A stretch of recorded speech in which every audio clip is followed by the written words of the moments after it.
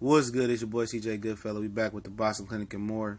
Back on the boxing grind. And what you are looking at is Terence Crawford on the scale, about to enter camp at 177 pounds. Guess he believed the Jeff Horn fight is going to happen, or eventually a fight is going to happen for him April 10th, whatever the date it is, in Las Vegas, Nevada. Now, I haven't heard too many people speak on it and watch the videos on it. But I got my own little, I ain't heard nobody video on it. I just seen people post on it. And I didn't feel like reading the comments because I know people overreacting. I heard, one guy said people think this means Crawford is light heavyweight. No. Probably light heavyweight, walk around close to 200, it's a little bit big. He said he's a little bit heavy, for, to come back down to welterweight. But it shouldn't be nothing for him to come back down. But how I look at it is like this. If this guy was this big fighting at 135, 140, this just tells me that he had a huge advantage over guys physically. And most people think, some people saying like, I told you guys he's not that much bigger than Earl Spence, or he's bigger than Earl Spence, or the size discrepancy isn't that much. Well, I don't look at it that way. I don't. I look at it the simple fact that this guy's been, draining himself down to get to 35, 140, had a hell of a physical advantage over everybody there. Hank Lundy was really barely a lightweight. Postal was good. He was a solid heavy guy, big guy. But you look, Thomas Delorme was as well. But both of those had, chinks in their armor. Delorme didn't have a jaw, and Postal was stiff. You look at the other guys like Ricky Burns. He didn't, with this size advantage, he still didn't stop Ricky Burns. You know what I'm saying? But Ricky Burns is tough as they come. He didn't stop Ray Beltran with this size advantage, who isn't that big. He beat Felix Diaz into submission, who isn't that big. He stopped Gamboa, who isn't that big. He stopped Derry John, who isn't that big.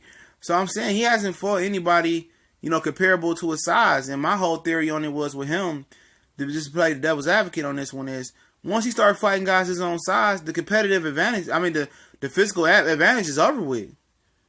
It's over with, He's going to be fighting guys that's just as strong as him.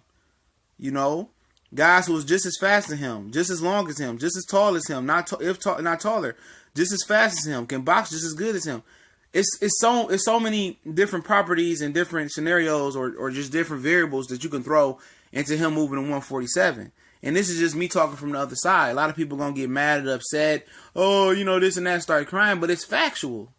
What I'm about to say. He not gonna enjoy that size advantage no more. Being taller, longer, hitting harder. Some nights he might walk in there and not have one advantage. Keith Thurman, what advantage does he have other than switch hitting?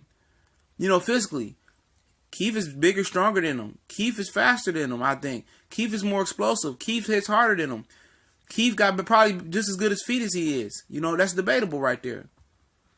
Come on. Keith can box. Keith can be aggressive. That's going to be him. Beating Keith Thurman is going to be him using his brain.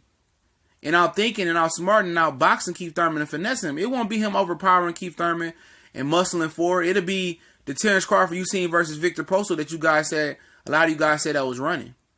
He's not going to overpower and walk through, Earl Spence, Keith Thurman, and Sean Porter. Perhaps not even Danny Garcia, who already beat him in the amateurs as well. He's not going to work through those guys. It's not going to be a Derry John, a Thomas Delorme, a Henry Hinglundy, a Gamboa type of situation. He's not going to enjoy those advantages no more. Even with him being this physically big, this just tells me he's naturally where he's supposed to be at. And at 140 and 135, it wasn't fair. He was playing with a huge competitive advantage now. Now, moving up to 147, could he get bigger, stronger, faster, and hit harder? Possibly so, because he had a more accurable weight that he's supposed to be at. He's home. But also, the other guys hit harder and just as fast as he is. We gone.